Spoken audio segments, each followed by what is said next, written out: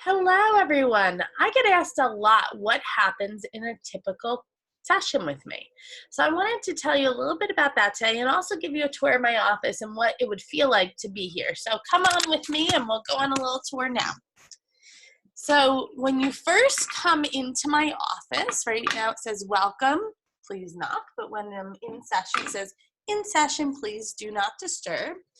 So come on in, and there's a place to hang up your coat, and I have some books that I lend people and York peppermint patties and everything if you want.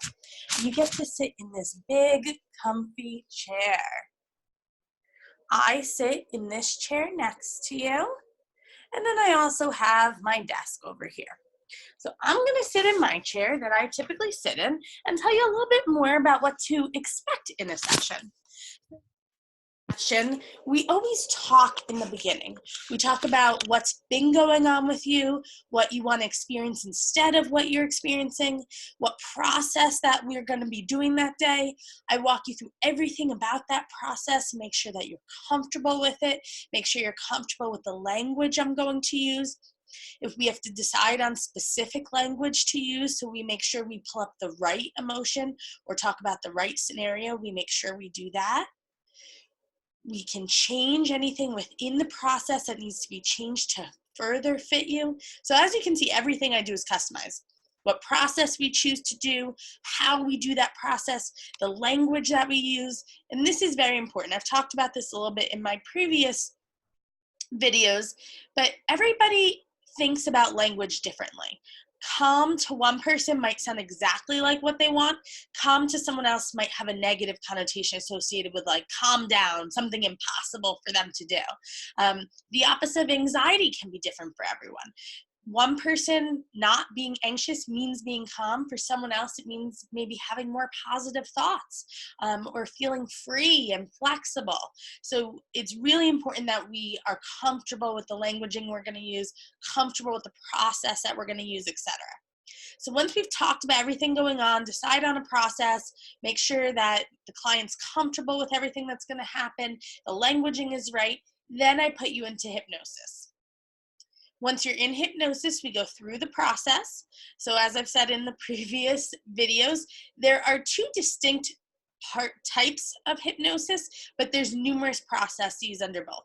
So when I put you into hypnosis, we're probably doing some form of suggestion therapy, which is giving the mind new instructions to follow. So we might use positive affirmations, we might use imagery like imagine yourself in the next days or weeks and notice the differences in your life, notice how much better you feel, etc.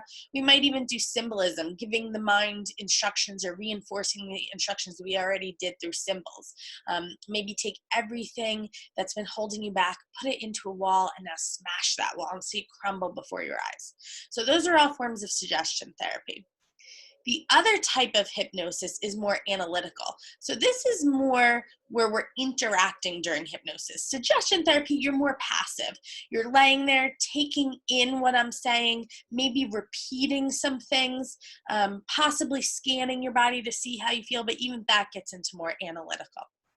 Analytical is much more interactive. We're asking the subconscious questions. Maybe we're following an emotion back to the first time you felt it and looking at what was going on. Maybe we're doing a trauma reversal. Maybe the body's giving us symbolism. This is a very common session. We all speak this way, our body trying to communicate with us through our emotions, such as I have butterflies in my stomach, I have a weight on my chest.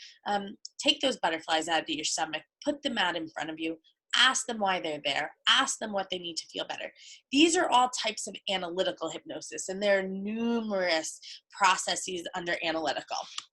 So you're in hypnosis, you're either being passive, taking in what I'm telling you, or we're interacting and doing the process. Then I take you out of hypnosis and we debrief. We talk about kind of what happened in the session, maybe what you liked about it, how you're feeling now. I answer any questions that you might have had. And we talk about what our plan for the next session is. That's always flexible. That can always change. The day before your next session, I always send an email out asking how you've been feeling, what you liked or didn't like about our last session, if you did your homework. I do assign homework, but the homework's like do self-hypnosis, listen to the recording, maybe notice your thoughts and reverse them.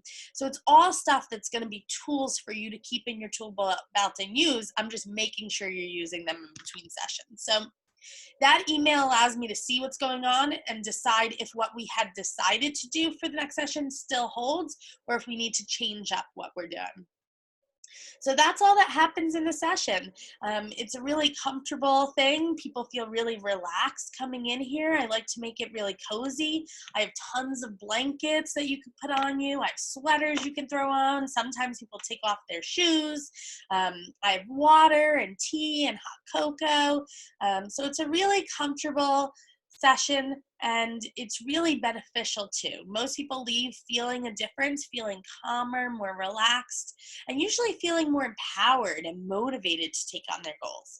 If you have any questions about what happens in the session, about my office, anything at all about anything I talked about, or anything else, anything you want me to talk about in a future session, comment below, send me an email. I'm always happy to talk.